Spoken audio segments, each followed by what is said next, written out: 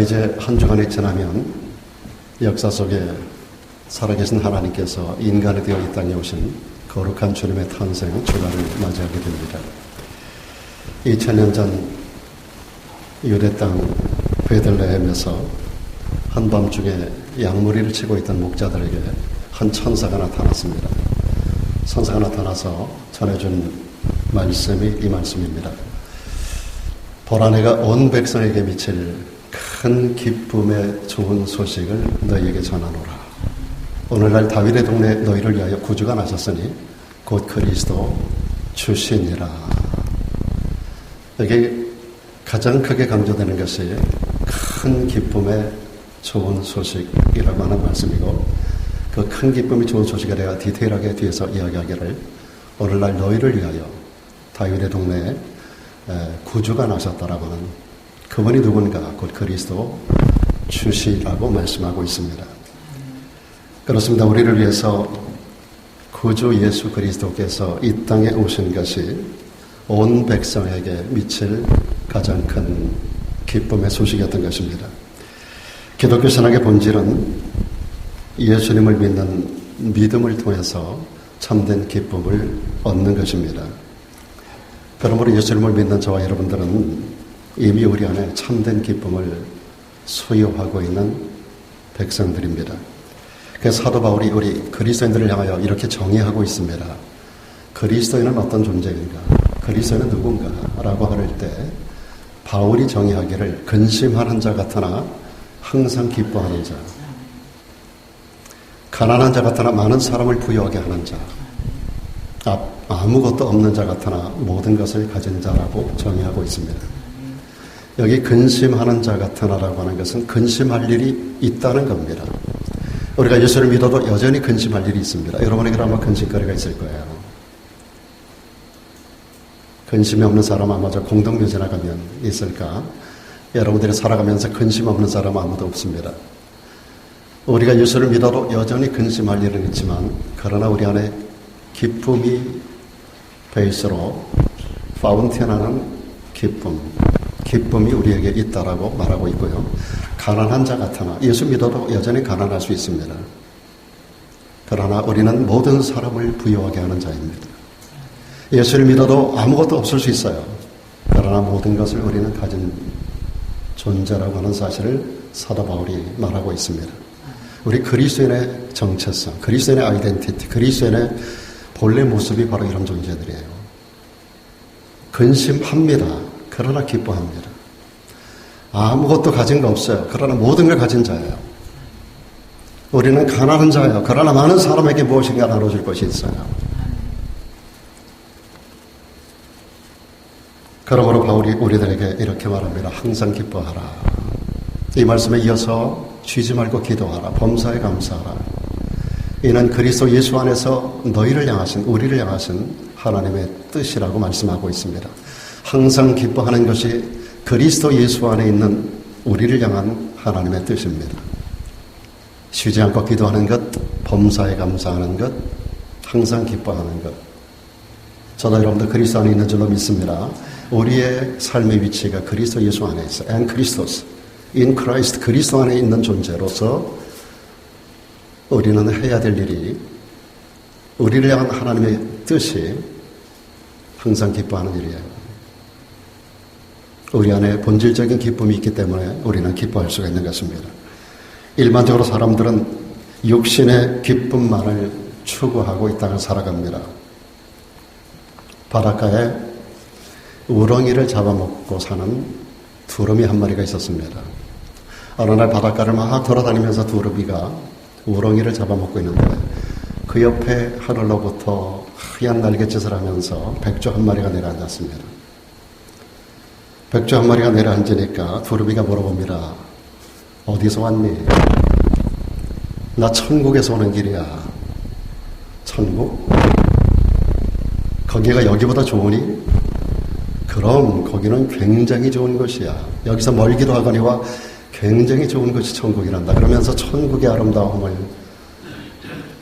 이야기해 줬습니다. 거기에는 아름다운 호숫가가 있고 아름다운 강들이 있고 사찰 먹을 수 있는 열매들이 맺히고 그곳의 아름다움을 여러 모습으로 강과 보석과 황금과 여러 모양으로 설명을 쭉 해주었습니다. 그랬더니 그 말을 쭉 듣고 있던 두루미가 물었습니다.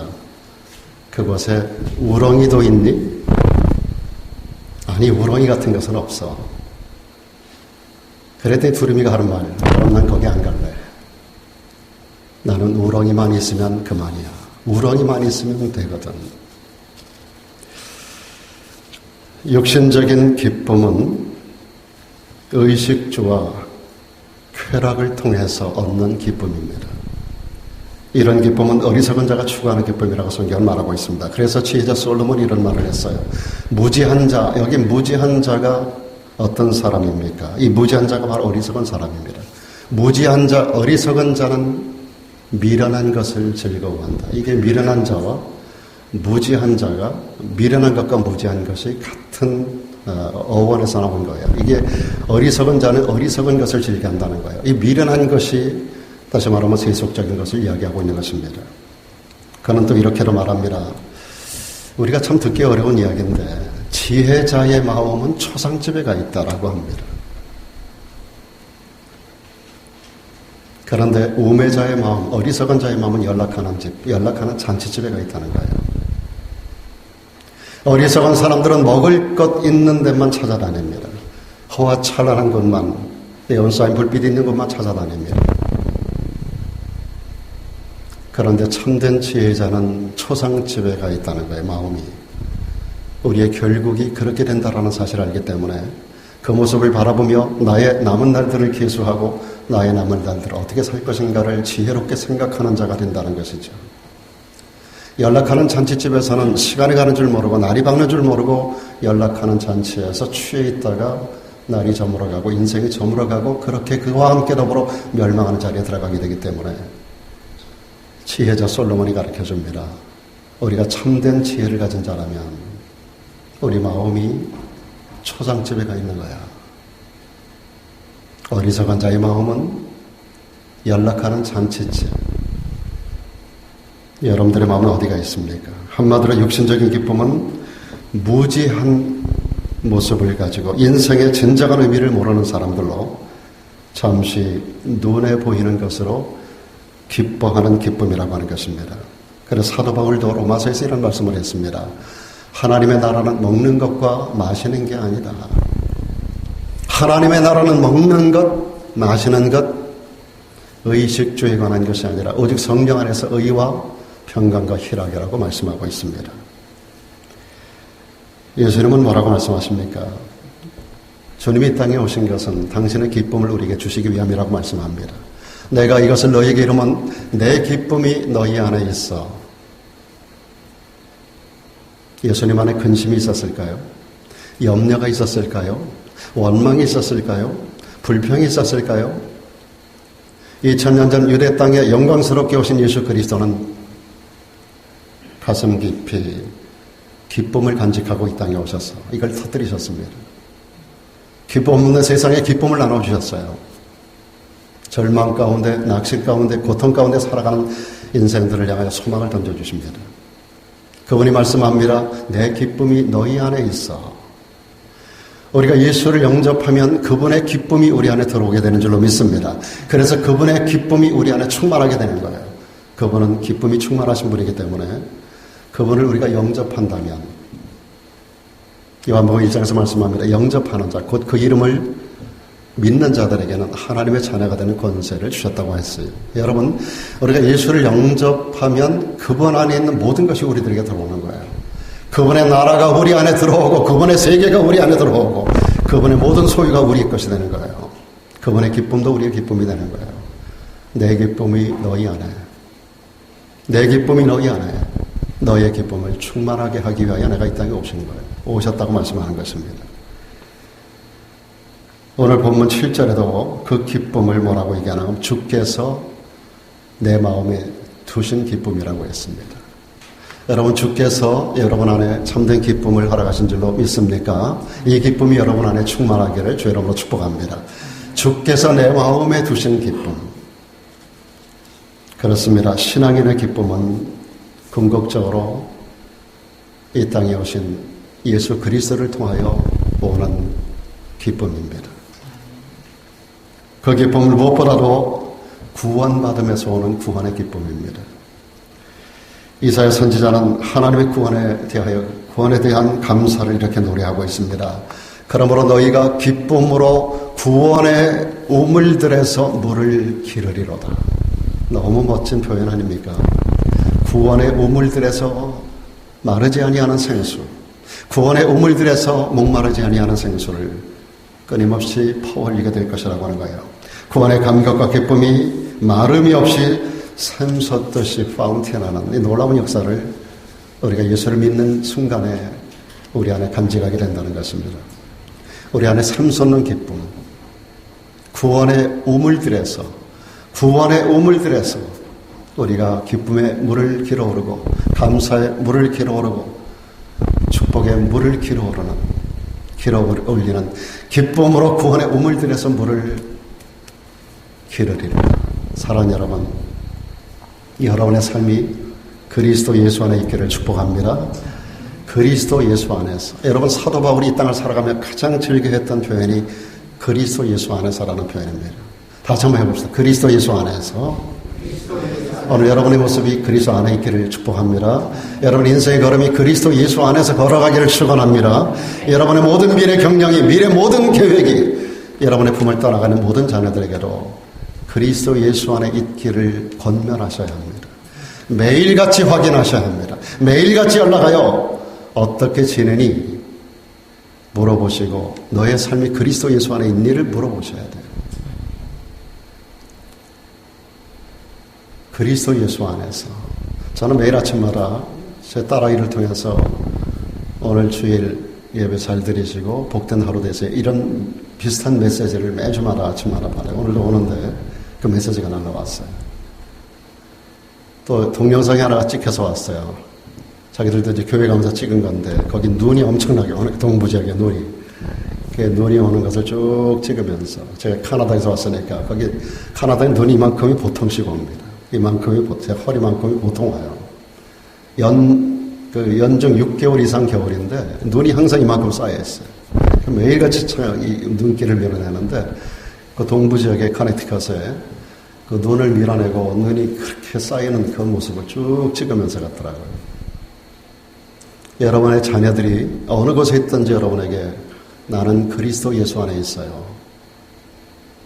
제가 땡큐로 답신했더니 이제 우리 교회 도착했어요. 연락이 온 거예요. 여러분도 그 자녀가 목회를 하기 때문이 아니라 여러분의 자녀들이 어느 곳에서 무슨 일을 하든지 간에 오늘 여러분이 교회 오듯이 여러분의 자녀들이 교회를 가야 되는 거예요. 우리가 그리스도 예수 안에서 우리의 삶이 놓이듯이 우리의 모든 자녀들에게도 우리와 관련된 사랑하는 모든 이웃들이 그리스도 예수 안에 그들의 삶이 존재하도록 우리가 이것을 유도하는 자가 되어야 됩니다. 여러분, 그리스도에게서 6가지 확신이 항상 떠나면 안 돼요. 제일 먼저 사죄의 확신입니다. 사죄의 확신이 가져오는 것이 구원의 확신입니다. 구원의 확신을 받은 사람은 늘 하나님의 인도의 확신 가운데 살아요. 인도함을 받는 가운데 늘 기도하며 기도 응답의 확신을 가지고 살아야 돼요. 그리고 인도와 기도 응답 가운데서 승리의 확신을 가지고 살아야 돼요. 궁극적으로 우리는 천국 입성의 확신을 가지고 살아야 돼요. 이런 6가지 확신 가운데 가장 중요한 확신은 사죄 확신을 전제로 하는 구원의 확신입니다. 그래서 사도 바울이 에베소 6장에서 하나님이 전신갑주를 입으라고 할 때 구원의 투구라고 말하고 있어요. 구원의 허리띠라고 하지 않았어요. 구원의 신발이라고 하지 않았어요. 구원의 방패라고 하지 않았어요. 구원의 칼이라고 하지 않았어요. 구원의 흉배라고 하지 않았어요. 구원의 투구라 했어요, 여러분. 다른 부분은 일부 절단이 돼도 사람이 죽지 않아요. 근데 머리가 깨지면 죽는 거예요. 이게 가장 중요한 거예요, 여러분. 구원의 투구를 쓰라. 그리스도인의 가장 큰 기쁨은 구원의 확신 가운데 얻어지는 구원의 기쁨인 것입니다. 구원이 천국을 보장하기 때문이고 구원이 영생을 보장하기 때문입니다. 구원의 기쁨은 세상 그 무엇과도 바꿀 수 없어요.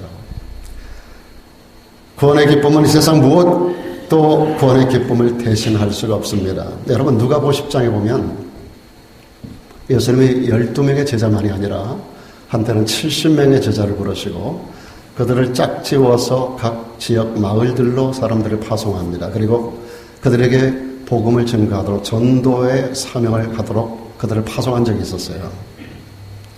그런데 이들이 파송될 때 주님께서 그들에게 능력을 주셨어요. 귀신을 제어하는 능력을, 병을 고치는 능력을 그들에게 주시고 그들이 가는 곳마다 병자를 고치고 귀신을 내쫓고 그 지역을 평정하고 정복하고 놀라운 역사를 만들고 그리고 돌아와서 주님 앞에 기쁨으로 보고합니다. 주님, 주님의 이름으로 귀신들도 우리에게 복종하더이다.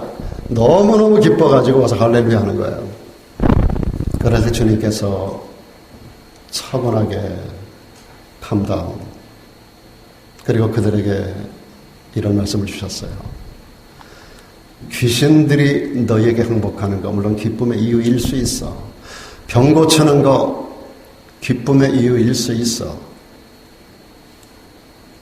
우리가 이 땅을 살아가며 우리가 추구하는 모든 것들이 우리들에게 기쁨을 가져다주는 조건들이 될 수 있지만 그러나 무엇보다 정말로 우리가 기뻐해야 될 것, 가장 중요하게 생각해야 할 것은 너희 이름이, 우리로 말하면 이름 석자가 하늘에 기록된 것으로 기뻐하라 그랬어요.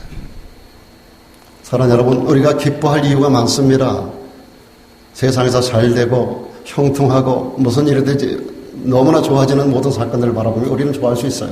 자녀들의 형통을 바라보고 우리들의 사업의 형통을 바라보고 우리의 삶의 형통을 바라보고 아버지 우리 하나님께서 우리들에게 놀라운 은혜를 주셔서 많은 것들로 영혼이 잘되고 범사가 잘되고 강건하고 생명을 얻고 풍성히 얻은 이 모든 것들 가운데서 여러분 때로 우리는 진정한 감사의 조건을 놓칠 때가 있어요.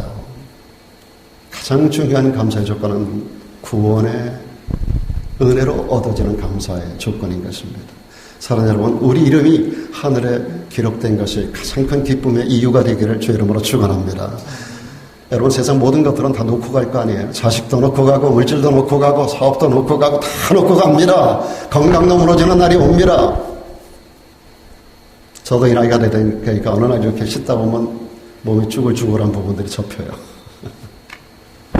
제가 늘 어떤 할머니 할아버지를 보면 어떻게 몸이 저렇게 접힐까 했는데 제가 서서히 접혀가기 시작합니다. 여러분, 모든 것들은 다 무너집니다. 모든 것들은 다 쇠하여집니다. 다 약해지는 거예요. 허리도 굽는 거고 머리도 새는 거고 눈도 시력이 약해지는 거고 온몸이 기능들이 퇴화되고 약해지고 점점 흙으로 들어가고 흙으로 내려갑니다.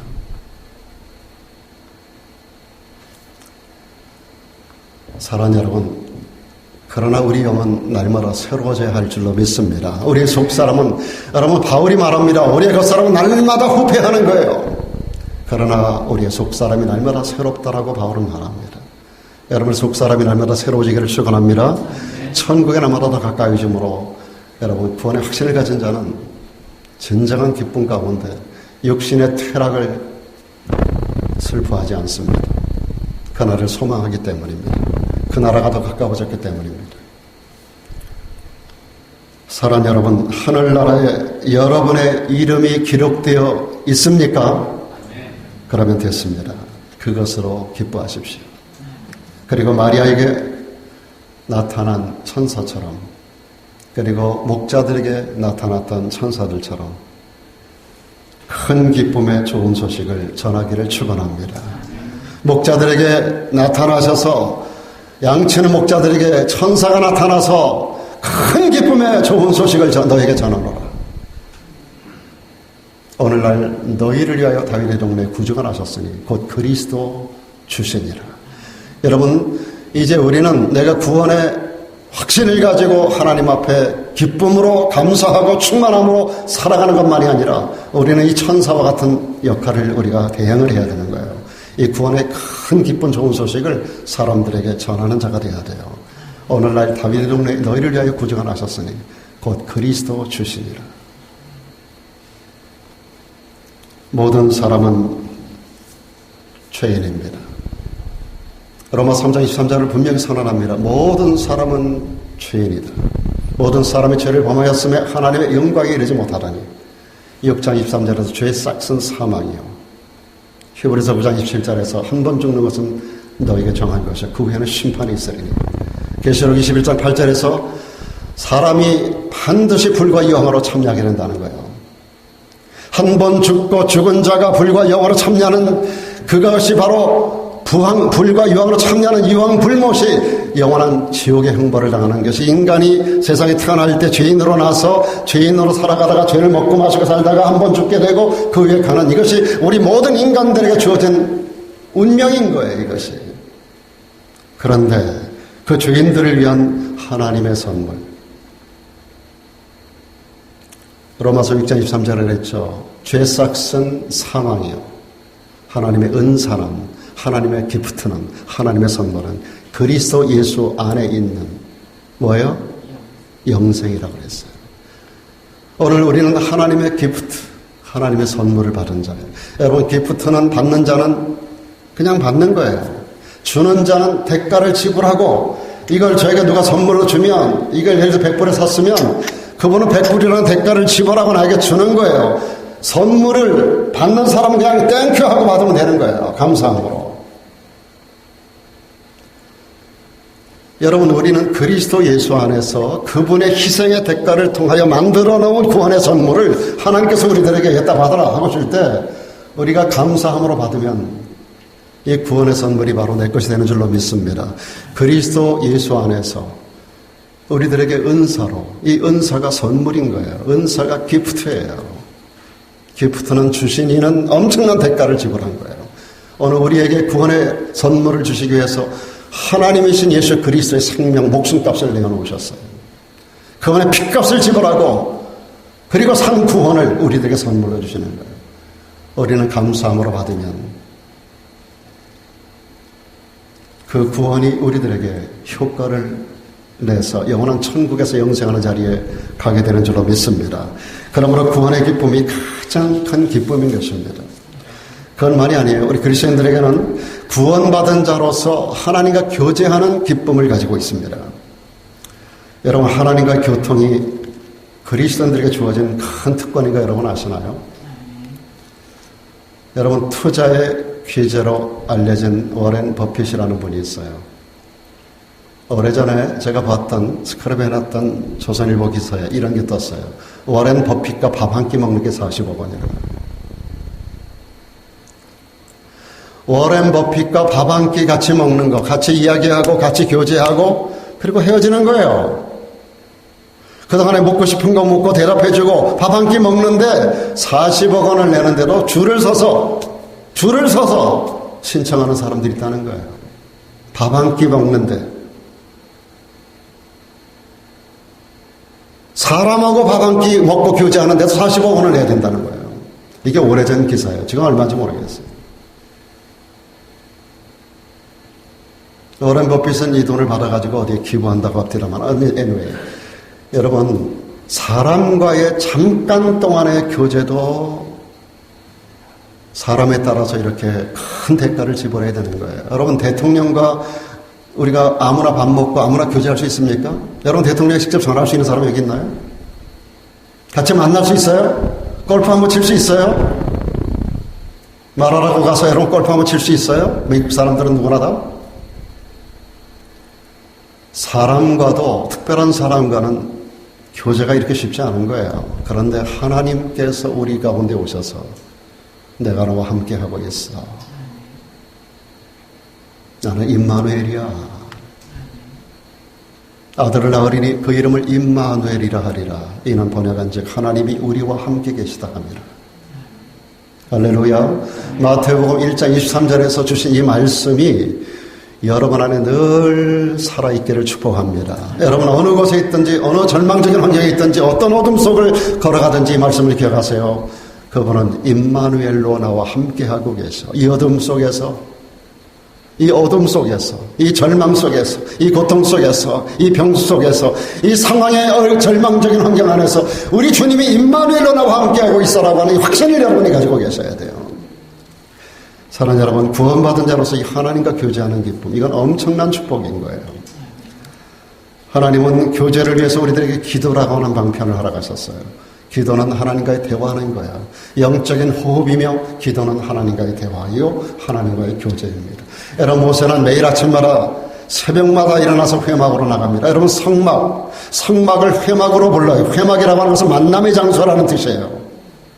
성막은 거룩한 장소, 회막은 만남의 장소. 거기서 하나님을 만나는 거예요. 모세는 매일 새벽마다 하나님 앞에 나가 회막에서 하나님을 만나고, 하나님을 만나되 얼굴 보고 오는 게 아니라 하나님과 대화하고 오는 거예요. 대화하고 말씀드리고 말씀을 듣고 와서 백성들을 통치하고 이끌어가는 거예요. 여러분, 우리가 새벽 기도회가 그래서 의미가 있는 것이고, 하루의 첫 시간이 그리 중요한 시간이에요. 모세는 매일같이 하나님 앞에 첫 시간을 나가서 회막에서, 성막에서 하나님을 만나는 회막의 교제가 매일 있었어요. 그래서 그의 생애가 그렇게도 영광스러웠던 거예요.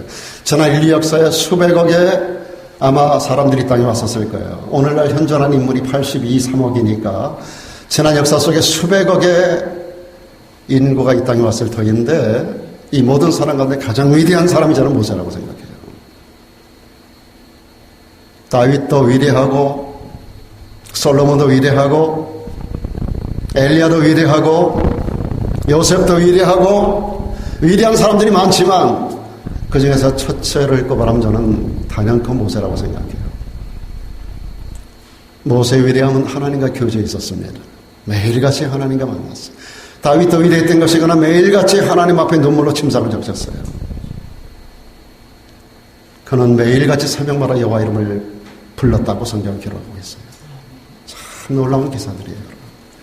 인간은 단독으로 형통할 수 없는 존재입니다. 인간은 단독으로 잘 나갈 수 없는 존재입니다. 인간은 누군가의 도움을 받아야 하는 존재입니다. 그런데 가장 중요한 도움의 손길이 하나님의 손길인 걸 여러분 아시나요? 하나님과 교제할 때, 그래서 하나님은 기도라고 하는 루트를 우리들에게 형성하셔서 그 기도의 통로를 통해서 하나님께서 우리들과 교제, 만남의 이 역사를 우리들에게 허락해 주신 거예요. 그래서 우리 주님께서 우리들에게 끊임없이 말씀하는 거예요. 저가 내게 간구하리니 내가 응답할 거야. 너희 환난 때 내가 저와 함께 할 거야. 저를 건지고 영화롭게 할 거야. 너는 내게 부르짖어라. 내가 내게 응답할 거야. 그래서 네가 알지 못하던 크고 비밀한 일을 내가 너에게 보여줄 거야. 여러분, 기도라고 하는 루트를 우리들에게 허락하시고 이 통로를 통해서 오고 가도록, 부르짖으면 응답 주시고, 부르짖으면 응답하시고, 부르짖으면 역사하시고, 부르짖으면 우리가 알지 못했던 크고 비밀한 일을 우리들에게 보여주시는 놀라운 하나님의 역사, 이것이 교제의 통로인 것이에요. 말씀을 통해서 우리는 교제할 수 있습니다. 말씀이신 말씀을 읽을 때 우리는 하나님과 만나게 되고 하나님과 교제하는 거예요. 하나님의 음성을 듣는 거예요. 그리고 이것을 끊임없이 우리 안에서 묵상하면서 그것이 그러한가 해요. 그것이 그러한가 해요. 거기서 고백하고, 거기서 꼬꾸라지고, 거기서 눈물 흘리고, 이러면서 하나님과 말씀으로 만나고 교제하는 거예요. 기도로 만나고 교제합니다. 말씀으로 만나고 교제합니다. 그것이 그러한가요? 마음에서 역사하는 능력으로 우리 온 삶을 통하여, 순종된 삶을 통하여 하나님과 교제하는 거예요. 순종의 현장에 하나님이 역사하십니다. 순종하는 현장마다 하나님이 나타나십니다. 그래서 우리는 기도를 통해서, 말씀을 통해서, 순종을 통해서 하나님과 교제할 수 있는 길을 하나님께서 열어주신 거예요. 주님은 우리에게 이렇게 말씀합니다. 나는 말이야 포도나무야. 너희는 가지야. 너희가 내 안에 있고 내 말이 너희 안에 있으면 너희는 많은 과실을 맺어. 그리고 너희가 무엇을 구하든지 내가 응답할 수 있어. 저가 내 안에, 내가 저 안에 있으면 이 사람은 과실을 많이 맺나니. 사랑하는 여러분, 저가 내 안에, 내가 저 안에, 기도로, 말씀으로, 순종으로 우리가 그분 안에, 그분이 우리 안에 있게 하는 거예요. 그러면 우리에게 과실이 많이 맺힙니다. 체험이 따른다는 겁니다. 기적이 따라온다는 겁니다. 역사하심이 따라온다는 겁니다. 기적을 보기 원하시면 하나님과의 교통, 기도를 통해서, 말씀을 통해서, 순종을 통해서, 그러면 많은 과실이 따라올 줄로 믿습니다. 그에 대해서 그리스도인들은 주의 일에 헌신하고 충성함으로 얻게 되는 사역의 기쁨이 있는 것입니다. 시편 126편에 보니까 눈물을 흘리며 씨를 뿌리는 자는 기쁨으로 거두리로다. 울며 씨를 뿌리러 나가는 자는 정녕 기쁨으로 그 단을 가지고 돌아오리라. 농부가 밭에 씨 뿌리는 일은 눈물을 흘릴 정도로 고통스러운 일입니다. 땀 흘리는 일이에요. 저도 주일 아침에 일찍 오면 뭐 불 켜는 것부터 시작해서 온 지역을 돌아다니고 쓰레기 줍는 것부터 시작해서 계속 당당 돌아다니다 보면은요, 전부 다 세팅당하고 돌아다니고 땀이, 아침에 일찍 나와가지고 땀이 나요. 그럼 안에 들어가서 그 선풍기 틀어놓고 땀을 말려요. 때로 옷도 벗어놓고 말리고. 그런데요, 그것이 나에게 얼마나 큰 기쁨인지 몰라요. 그 첫 시간의 그 액션이 저에게 큰 기쁨이래요. 눈물 흘리며 씨를 뿌리는 그것이 바로 뒤에 따라오는 기쁨으로 단을 거두는 그 일을 통해서 여러분이 함께해서 기쁨으로 예배하고 여러분들이 예배하는 모든 것을 잘 세팅하고 준비하고 그래서 여러분들의 모든 예배가 순조롭게 하나님 앞에 올려지는 이것을 기대하면서 눈물로 씨를 뿌리면서 기쁨으로 단을 거둘 것을 상상하는 거예요. 여러분, 농부가 땀 흘리면서 눈물을 흘리면서 씨를 뿌리지만 그들 안에는 소망이 있어요. 이후에 추수의 소망과 기대와 기쁨이 있는 거예요. 그러니까 눈물로 땀을 흘리는 거예요. 우리가 주일을 하다 보면 때로 힘들 때도 있고요. 낙심될 때도 있어요. 그런데 그 일을 하면서 얻게 되는 사역의 기쁨이 있습니다. 그 사역의 기쁨 가운데 영혼을 구원하는 일이 가장 큰 기쁨이에요. 저는 그래서 다시 나도 목사가 될 거예요. 그럴 리는 없겠지만 다시 나도 목사가 된다. 목사의 길이 참 쉽지 않은 길이에요. 옛날에 선생의 똥은 개도 먹지 않는다는 말이 있어요. 선생님들의 그 똥이 개들도 냄새도 맡지 않는다는 거예요. 그러나 이 길이 너무 사역을 통해서 얻어지는 기쁨이 크기 때문에 여러분, 한 영혼이 구원받고 한 영혼이 예수 믿고 침대받고 한 영혼이 천국 백성이 되고 하는 것을 바라보며 그 가지는 그 기쁨이 얼마나 큰지 여러분 아세요? 이 작은 공동체 안에서만이 아니라 그동안에 수많은 교회들을 통하여 수많은 성도들을 가르치고 양육하고 복음을 전하고 구원의 역사를 통하여 제 손에 침례 준 사람이 없어 얼마나 많은 사람들이 침례를 줬겠어요. 저는 침례를 아무나 주지 않는 거 여러분 아시잖아요. 확신 속에서 구원의 확신을 가진 자들에게 침례를 베풀 때 그들이 정말로 제 안에 얼마나 큰 기쁨이 되는지 몰라요. 그래서 저는 침례를 주고 물속에서 into the water, out of 할 때 정말로 그 물 가운데 저는 그를 끌어안습니다. 여자가 됐든 남자가 됐든 젊은이가 됐든 어른이 됐든 노인이 됐든 누가 됐든 정말로 그게 그 영혼이 그렇게 감사하고 사랑스러운 거예요.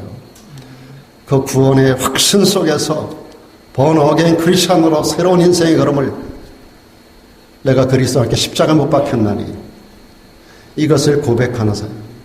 이제는 내가 산 게 아니라 나를 위하여 나를 사랑하사 나를 위하여 자기 몸을 버리신 하나님의 아들을 믿는 믿음 안에서 사는 것이라는 최종적인 고백과 더불어서 물속에 into the water 옛사람이 죽고 새 사람으로 다시 살아나는 그 모습을 볼 때 저는 너무너무 감사한 거예요. 그가 누구가 됐든지 저는 끌어안아요.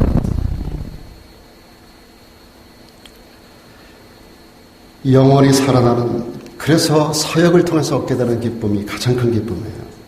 본래 무가치하던 인생이 구원을 받고 하나님께 세움을 입어서 귀하게 쓰임을 받고 그 사역에 하나님의 도우심으로 열매를 맺는다는 사실, 농부의 수확하는 기쁨에 비유할 수 없습니다. 그러기에 진정한 그리스도는 보수도 없이 우리 교회 안에도 그런 분들 많잖아요. 보수 받는 거 아닌데 어떤 때는 밤늦게까지 와서 교회에서 일을 하고 보수도 없는데 늘 와서 주방에서 일하고 보수도 받지 않는데 늘 모든 것들을 예비하고 준비하고 수고하는 분들 시간을 갖다 드리고 그리고 도네이션하고 충성하고 헌신한 분들이 여러분 가운데도 많이 있어요. 제가 일일이 언급 안 해도 하나님이 다 보고 계셔요. 사랑하는 여러분, 써주심에 감사하고 사역의 기쁨 속에 생의 보람을 날마다 누리는 여러분 되기를 축원합니다. 뿐만 아니라 하나님 섬기고 하나님 은혜 안에 사는 자에게는 형통의 기쁨도 있습니다. 요한 3서 2절 옛날에 조영기 목사님이 제일 많이 써먹던 쓰던 말씀입니다. 살아가는 자야 내 영을 짤된같이 내가 범사에 짤되고 강건하길 내가 한 것 이런 얘기 여러분 많이 들었을 거예요. 제가 신학교 다닐 때 그거 늘 흉내내던 친구들이 많이 있었어요. 한 클래스마다 신학교마다 학생들이 그거 가지고 늘 매일 흉내내는 거예요. 사랑하는 자야 네 영혼이 잘된가 지네가 범사에 잘되고 강건하기를 내가 간구하노라. 이거 삼박자 축복이라고 그러죠. 영혼이 잘되고 범사가 잘되고 영육간에 강건하고 그리고 사박자 생명을 얻되 더 풍성히 얻는 이런 것들을 통해서 전 세계 영혼들에게 수많은 도전을 주었던 귀한 말씀입니다. 사랑하는 여러분, 실제로 하나님을 섬기고 그 은혜 가운데 사는 여러분들에게는 이런 형통의 기쁨이 따라오는 줄로 믿습니다. 그래서 다윗은 시편 5편에서 이런 말을 했어요. 오직 주에게 피하는 자는 다 기뻐하게 된다는 거예요. 여러분 어려움이 있을 때 주님에게 피하시기를 바랍니다. 어려움이 있을 때 사람을 찾아가지 말고 주님께 오세요. 여러분 한나가 고난 중에 분인나에게 억울한 일을 당할 때 하나님의 성전에 왔어요. 술 취한 여자처럼 하나님 앞에 그 상황을 고백했어요. 여러분 어려움을 당할 때 주께 피하는 자가 되기를 바랍니다. 주께 피하는 자가 복이 있다고 했어요. 주의 보호로 인하여 영영이 기뻐 외치게 된다고 그랬고 주의 이름을 사랑하는 자는 주를 즐거워한다고 말하고 있습니다. 이게 다윗의 고백이에요. 사랑하는 여러분, 여호와께 피하는 자가 되기를 축원합니다. 그러면 하나님의 보호와 인도하심을 경험하게 됩니다. 결국 기쁨과 즐거움을 얻는 자가 되는 줄로 믿습니다. 한 가지만 말씀드립니다. 우리 그리스도인들에게는 소망의 기쁨이 있다는 거예요. 기독교 신앙의 가장 큰 특징은 소망입니다. 기독교 신앙의 특징 한 단어로 요약하면 소망입니다. 소망이 있기에 우리의 신앙생활이 가능한 거예요. 소망이 없으면 여러분 여기 뭐하러 왔겠어요? 이 좋은 날, 이 귀한 시간, 하고 싶은 일 많고 쭉 늘어져서 좀 쉬고 싶고 그렇잖아요. 여기 오는 것 때문에 코프스도 못 가. 여기 오는 것 때문에 골프장도 잘 못 가. 여기 오는 것 때문에 할 일도 잘 못해. 가게 문도 닫아. 여러분 왜 그래요? 소망 때문이에요. 소망. 이것과 바꿀 수 있는 게 없습니다. 사도 바울은 하나님을 소망의 하나님으로 소개합니다. 하나님을 소망의 하나님으로 소개하면서 이렇게 말합니다. 소망의 하나님이 모든 기쁨과 평강을 믿음 안에서 우리에게 충만케 하신다는 거예요. 여러분 믿음 안에 있기를 축원합니다. 그러면 소망의 하나님이 모든 기쁨과 평강을 여러분 안에 채워주실 것입니다. 그렇습니다. 사도 바울은 그리스도인의 삶을 소망 중에 즐거워하는 것이라고 그랬고요. 환난 중에 참는 거라고 그랬고요. 기도에 항상 힘쓴다고 그랬습니다. 참된 그리스도는 환난과 핍박 중에도 기뻐하고요. 순교까지도 기쁨으로 감당하는 거예요. 지금도 전 세계에서 선교학자들의 통계를 보면 약 480명이 매일같이 순교를 당하고 있어요. 지금도. 거짓말 같은 사실이에요. 전 세계의 82, 3억 가운데 지금도 수많은 그리스도인들 가운데서 아마도 번호개인 크리스천들이 한 1억 정도 된다고 할 때 그 가운데 지금도 매일같이 480명 정도가 지금도 매일 순교의 잔을 받고 있습니다.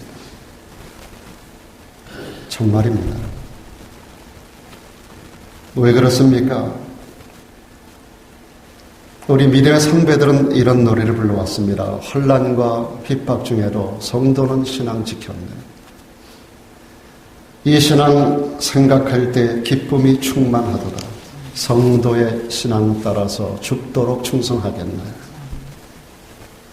소망이 없으면 어떻게 순교하나요? 소망이 없으면 어떻게 이 길을 가나요? 소망이 없으면 어떻게 믿음을 지키나요? 저도 소망이 없다면 이짓 못합니다. 이 거룩한 사역이 소망이 없으면 이짓거리예요. 이게 뭐하고 못합니다.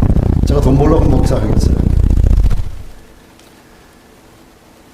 내 머리 빌려달라고 돈 버는데 참여하라고 하는 분도 있었어요. 돈 다 대주겠다. 여러분 돈 벌려면 거기 갔죠. 사랑하는 여러분, 이 소망이 있기에 제가 여기 왔고 소망이 있기에 여러분과 함께하고 이 소망이 있어서 제가 이 길을 기쁨으로 가는 줄로 믿습니다. 영국의 한 신문기자가 영국의 유명한 국회의원들, 교수들, 또 사업가, 정치가, 작가 이 가운데서 100명을 선발해가지고 개인적인 질문을 했어요. 그럴 일은 없겠지만 당신이 만약에 감옥에 들어가는 일이 있다면, 그런데 딱 한 권의 책만을 가지고 가도록 허용을 받았다면 어떤 책을 가지고 가시겠습니까? 이런 질문을 했어요. 당신이 그럴 일은 없지만 어떤 일로 해서 감옥에 들어간다라고 가정하고, 그리고 딱 한 권의 책만을 가져갈 수 있도록 허용을 받는다면 어떤 책을 들고 가시겠습니까? 100명의 영국을 대표하는 유력한 분들 중에 98명이 성경책을 들고 가겠다고 했어요. 근데 놀라운 사실은 그들 대부분이 난 크리스천들이에요. 그들은 세상에서 가장 잘 나갔던 사람들, 가장 잘 나가는 사람들, 그들이 세상에 소망이 없음을 알고 성경 밖에는, 하나님을 향하는 것 밖에는 소망이 없다는 걸 그들이 이제 인생의 절벽에서 성경을 붙드는 자가 된다고 하는 것입니다. 최근에 우리 한국의 윤석열 전 대통령이 감옥에 들어갔습니다. 그가 감옥에 들어갈 때 성경책 한 권을 들고 들어갔어요. 김장한 목사님이 사인해준 성경책 한 권을 들고 들어갔어요. 그는 불신자예요. 그런데 감옥 안에서 그가 세상에 내보내는 메시지를 보면 이제 크리스천으로 바뀐 거거든요. 그는 그의 생에 가장 어려운 시기를 당하고 있어요. 저는 그분의 편이 아니에요. 그분을 소개하려고 하는 게 아니에요. 인생의 가장 높은 정점에 올랐던 사람도 결국은 추락할 때가 있고 가장 어려움을 당할 때가 있는데, 결국 인생에 피할 수 있는 길은 딱 하나밖에 없는 거예요. 세상 모든 경제, 법과 관련된 모든 거 다 처치하고, 세상에 좋다라고 하는 양서들을 다 뒤로 하고, 교보문고에 일이 되는 이런 거 책 갖고 가는 게 아니라 성경책 한 권들을 들어가서 읽다 보니까 인생이 뭔가를 깨닫는 거예요. Who am I? 나는 누구인가에 대한 답이 있는 거예요. Where are you? 어디서 왔는가에 대한 답이 있는 거예요.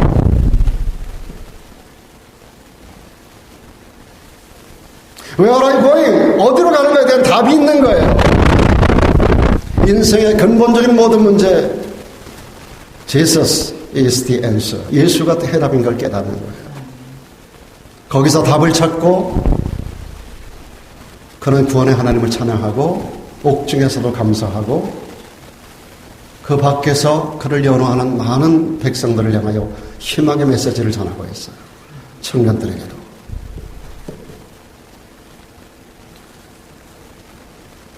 하나님만이 인간에게 참된 소망을 주시는 줄로 믿습니다.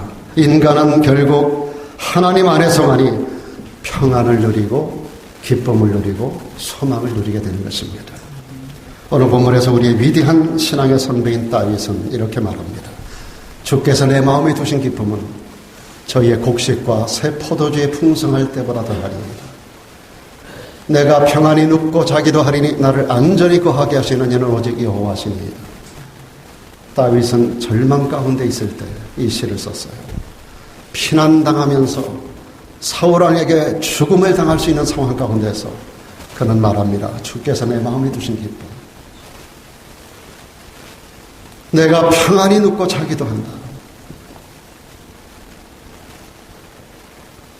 사랑하는 성도 여러분, 이 아름다운 성탄의 계절에 우리 구주 예수 그리스도를 통하여 여러분 평생에 아름다운 믿음 생활로 날마다 신앙의 깊이를 더하고 기쁨을 더해가는 그런 성도들 모두가 되기를 주님의 이름으로 축원합니다. 기도하십시다.